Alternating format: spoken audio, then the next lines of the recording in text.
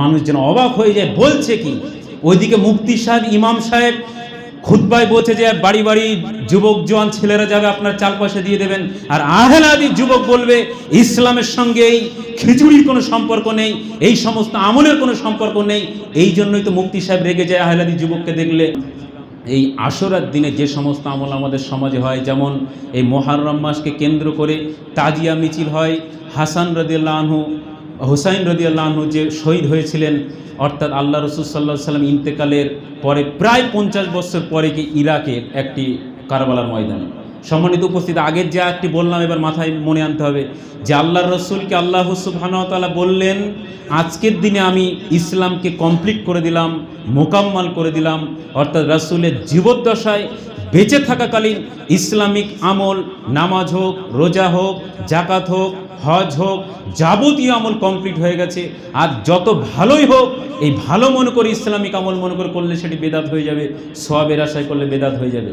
সম্মানিত উপস্থিতি, তাহলে আল্লাহ রসুলের ইন্তেকালের প্রায় 50 বছর পরে গিয়ে হুসাইন রাদিয়াল্লাহু আনহুকে যে শহীদ করা হলো কারবালার ময়দানে, তাহলে এই যে শহীদ করা হলো, অবশ্যই এটা মুসলিম উম্মার জন্য একটা দুঃখের দিন। কিন্তু দুটো তিনটি বিষয় আলোচনা করব, মাথার মধ্যে ঢোকাতে হবে যে এই মৃত্যু দিবসকে কেন্দ্র করে কিভাবে ইসলামিক আমল হতে পারে। প্রথম কথা হচ্ছে, রাসূল সাল্লাল্লাহু আলাইহি সাল্লাম বলেন, মান তাশাব্বাহা বিকওমিন ফাহুয়া মিনহুম। যে যে জাতির, যে জনপদের, যে জনগোষ্ঠীর, যে সম্প্রদায়ের লোকের অনুসরণ করবে, অনুকরণ করবে, সাদৃশ্য অবলম্বন করবে, হাসরের ময়দানে সে তাদের দলভুক্ত হবে।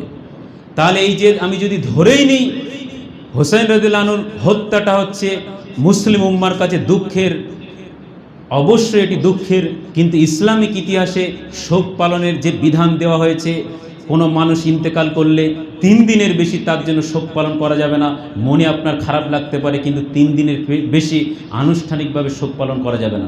শুধুমাত্র যদি কোনো স্ত্রীর স্বামী মারা যায় 4 মাস 10 দিন শোক পালন করবে, এছাড়া নর্মাল কেউ মারা গেলে 3 দিনের বেশি শোক পালন করা ইসলামিক ইতিহাসে নিষিদ্ধ। তাহলে আল্লাহর রাসূল হাদিসের মধ্যে বললেন 3 দিনের বেশি যে ইন্তেকাল করুক না কেন আনুষ্ঠানিকভাবে শোক পালন করা যাবে না। তাহলে হুসাইন রাদিয়াল্লাহু আনহু ইন্তেকাল করলেন, অবশ্যই তাকে চক্রান্ত করে হত্যা করা হয়েছিল। এটা আমাদের কাছে দুঃখের, এটা আমাদের কাছে একটা কষ্টের, কিন্তু সেই দুঃখটাকে প্রত্যেক বছর মৃত্যুবার্ষিকী হিসেবে পালন করতে আল্লাহ রসুল সাল্লাল্লাহু আলাইহি সাল্লাম নিষেধ করেছেন। অর্থাৎ তিনি মৃত্যুবার্ষিকী পালনের কোনো সিস্টেম ইসলামিক ইতিহাসে রাখেননি। এবং আমরা যদি দেখি জন্ম মৃত্যু দিবস পালন, এটি হচ্ছে অপসংস্কৃতি, পাশ্চাত্য সংস্কৃতি। এটা হচ্ছে নাসারা অর্থাৎ খ্রিস্টানদের আবিষ্কৃত সংস্কৃতি। অর্থাৎ তাদের অনুকরণে পাগড়িধারী, জুব্বাধারী ওলামায়ে কেরাম তারাই হুসাইন রাদিয়াল্লাহু আনহুর হত্যার দিনকে মৃত্যু দিবস হিসেবে, মৃত্যুবার্ষিকী হিসেবে পালন করে তাজিয়া মিছিল করছে, শোক প্রকাশ করছে, দুঃখ প্রকাশ করছে এবং রাস্তায় রাস্তায় মিছিল করছে। তাহলে এটি হচ্ছে ইসলামিক ইতিহাসে নিষিদ্ধ। এরকম প্রত্যেক বছরে বছরে মৃত্যুবার্ষিকী পালন বা শোক দিবস পালনের কোনো সিস্টেম ইসলামিক ইতিহাসের মধ্যে নেই, যদিও এটি একটি অপসংস্কৃতি। অর্থাৎ আজকে আমাদের সমাজে এই যে তার মৃত্যুকে কেন্দ্র করে যেটি হচ্ছে, এটি হচ্ছে ইসলাম বহির্ভূত একটি বিষয়। ইসলাম এটিকে সাপোর্ট করে না, অর্থাৎ ইসলামের মধ্যে এরকম কোনো সিস্টেম নাই। দ্বিতীয় আরেকটি বিষয় হচ্ছে যে তিনার যে মৃত্যু হয়েছে, হুসাইন রাদিয়াল্লাহু আনহুর যে মৃত্যু হলো, সেটি হচ্ছে আল্লাহ রাসূল সাল্লাল্লাহু আলাইহি সাল্লামের মৃত্যুর প্রায় 50 বছর পরে গিয়ে। তাহলে 50 বছর পরে গিয়ে যে কোনো আপনি মুসলিমকে জিজ্ঞাসা করুন মুহররম, আশুরা, সে জানেই না অরিজিনাল ইতিহাস কি। সে জানে যে এটাই যে কারবালার ময়দানে শহীদ করা হয়েছে, এই জন্য এই দিন তরবারি নিয়ে শরীরকে মানে নানান রকমভাবে শরীরে তরবারি চালিয়ে রক্তাক্ত করা হয় এবং বিধর্মীরা মনে করে এটাই মনে ইসলাম। যদিও এই মূর্খ নিরক্ষর জাহেল মুসলমানরা জানে না যে শরীরটা হচ্ছে আমানত, বিনা কারণে শরীরের উপর টর্চার করা যাবে না। এবং তারা শোক পালন করতে গিয়ে, তার এই শোক দিবস পালন করতে গিয়ে, মৃত্যুবার্ষিকী পালন করতে গিয়ে তারা মাতন করে, হাই হাসান হাই হোসেন করে এবং তরবারি দিয়ে লাঠি খেলা করে এবং শরীরের উপর আঘাত করে, রক্ত ঝরায়। ইসলামিক ইতিহাসে এটি হচ্ছে একদম সম্পূর্ণভাবে নিষিদ্ধ এবং হারাম। বিনা কারণে শরীরের উপর টর্চার করা যাবে না, কোনো অঙ্গ প্রত্যঙ্গ কাটা যাবে না এবং শরীরটা হচ্ছে আমানত। এর উপর খেয়ানত যদি করা হয়, বিনা কারণে জুলুম করা হয়, নির্যাতন করা হয়, কষ্ট দেওয়া হয়, তাহলে আল্লাহ সুবহানাহু ওয়া তাআলার কাছে জবাবদিহি করতে হবে। তাহলে এটি হচ্ছে একটি মূর্খতা। আরেকটি বিষয় যেটা আমি বারবার বলছি, এই দিনকে কেন্দ্র করে যে ইসলামিক আমলের রূপ দেওয়া হচ্ছে, ইসলামিক একটি ইবাদতের রূপ দেওয়া হচ্ছে, এটি কিভাবে হতে পারে? তার কারণ হচ্ছে আল্লাহ রসুলের ইন্তেকালের 50 বৎসর পরে গিয়ে যার ইন্তেকাল হলো, তার মৃত্যু দিবসকে কেন্দ্র করে, সেই শোক পালনকে কেন্দ্র করে ইসলামিক ইবাদত কিভাবে সিয়াম হতে পারে, কিভাবে এইভাবে মানে হতে পারে। এবং দুর্ভাগ্যজনক সত্য, অমুসলিম তো মনে করে মুহররম মানে মুখ্যমন্ত্রী থেকে শুরু করে প্রধানমন্ত্রী বা যারা রাজনৈতিক নেতৃত্বে রয়েছে, মুহররমের দিন রাস্তাঘাট ফাঁকা রাখতে হবে। মানে ইসলামের সাথে এই মিছিলের কোনো সম্পর্ক নেই, দূরতম কোনো সম্পর্ক নেই এই তাজিয়া মিছিলের, এই লাঠি খেলার। অথচ সরকারের দিক থেকে দেখা যাচ্ছে যে তারা মনে করছে এটা বিশাল একটা ইসলামিক আমল, সুতরাং আমাদের প্রশাসনকে রেডি থাকতে হবে।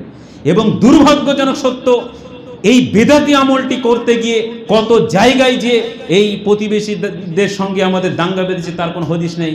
অর্থাৎ যেটি ইসলামিক আমল নয়, ইসলামের নামে তারা জোর করে আজকে আমাদের মিছিল বার করতেই হবে, এই মাতন করতে গিয়ে। আর একটা দুর্ভাগ্যজনক সত্য কথা, যেমন আমরা দেখেছি প্রতিবেশী দাদারা যখন ঠাকুর ভাসান হয় তখন তারা বক্স লাগিয়ে 8টা-10টা বক্স নিয়ে জেনারেটর লাগিয়ে গান বাজে ডান্স করতে করতে বিসর্জন দিতে যায়।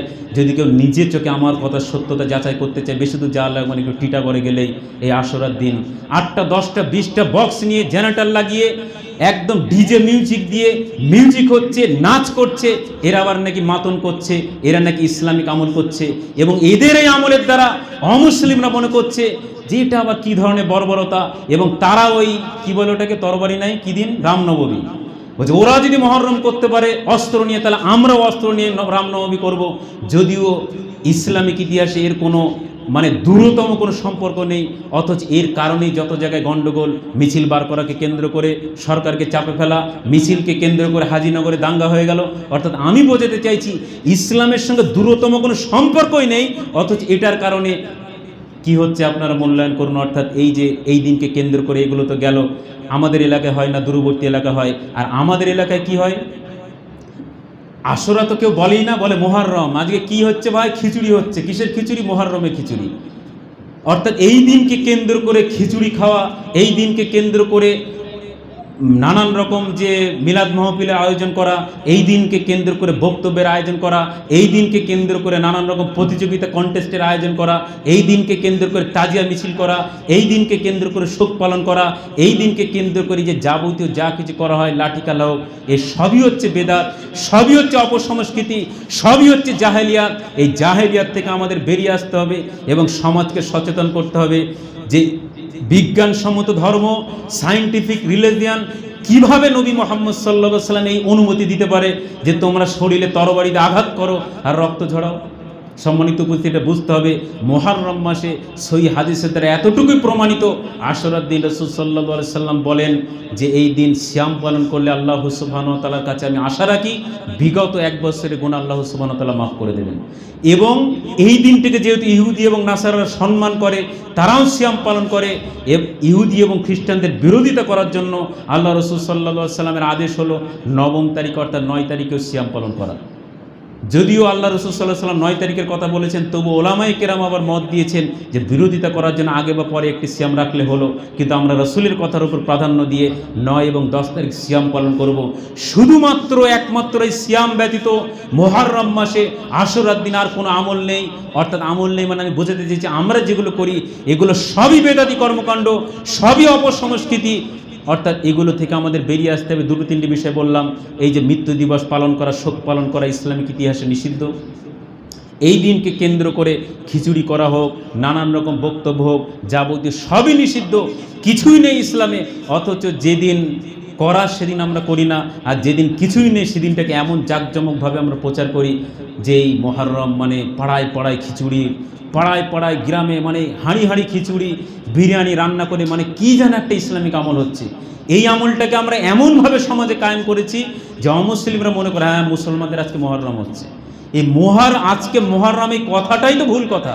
মুহররম তো একটি মাসের নাম, যদি বলতো আজকে আশুরার দিন, মুহররম মাসের 10 তারিখ, তাও একটা মানা যেত।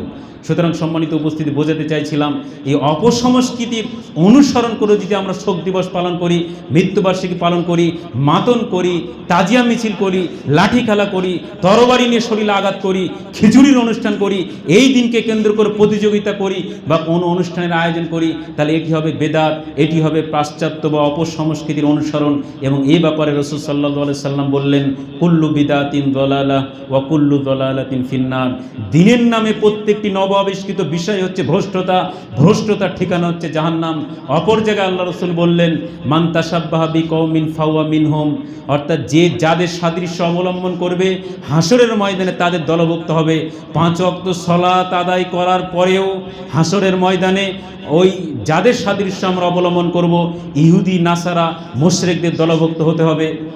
1 মাস সিয়াম পালন করার পরেও যদি আমার আপনার ব্যক্তিগত জীবন, পারিবারিক জীবন, সামাজিক জীবন, অর্থনৈতিক জীবন, রাজনৈতিক জীবনে অপসংস্কৃতির সাদৃশ্যতা থাকে, তাদের আদর্শ যদি আমরা অনুসরণ করি, তাহলে সিয়াম পালন করার পরেও, সালাত আদায় করার পরেও, হজ পালন করার পরেও, সমস্ত দিনী কাজ পালন করার পরেও আল্লাহ রাসূল সাল্লাল্লাহু আলাইহি সাল্লাম বলছেন, শুধুমাত্র বিজাতীয় সংস্কৃতি অনুসরণ, সাদৃশ্য অবলম্বন করার কারণে তাদের দলভুক্ত হাসরের ময়দানে হতে হবে।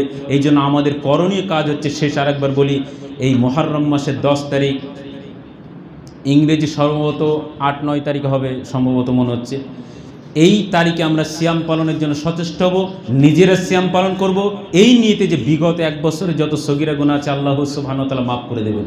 পরিবারকে উদ্বুদ্ধ করব, সমাজের মানুষকে উদ্বুদ্ধ করব।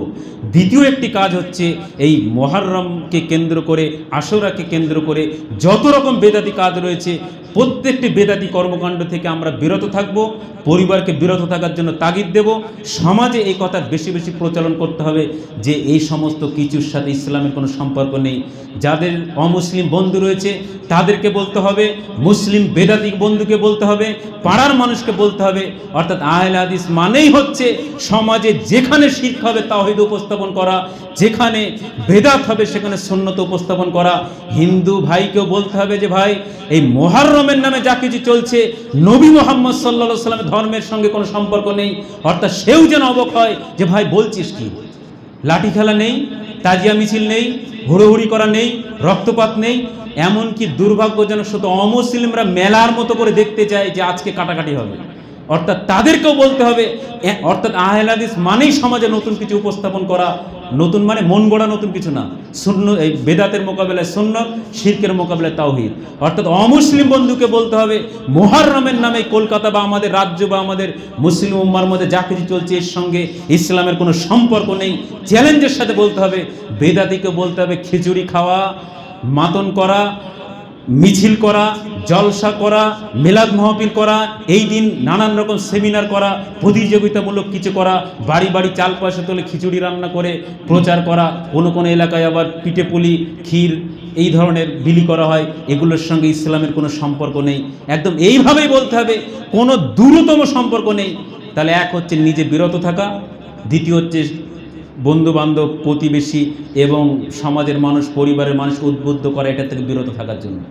অর্থাৎ আহলে হাদিস মানে আমি আগে বললাম, এরা এমন এমন জায়গায় সুন্নত, বেদাতের মোকাবিলায় সুন্নত তুলে ধরবে, যদিও মানুষ মনে করে আমরা একরকমভাবে নামাজ পড়ি, এরা আবার বুকে হাত বাঁধে, রফল ইদান করে, এটাই দেখেছে। কিন্তু প্রত্যেকটি ক্ষেত্রে আহলুল হাদিস মানেই হচ্ছে নবী মুহাম্মদ সাল্লাল্লাহু আলাইহি ওয়াসাল্লামের তরিকাকে তুলে ধরা।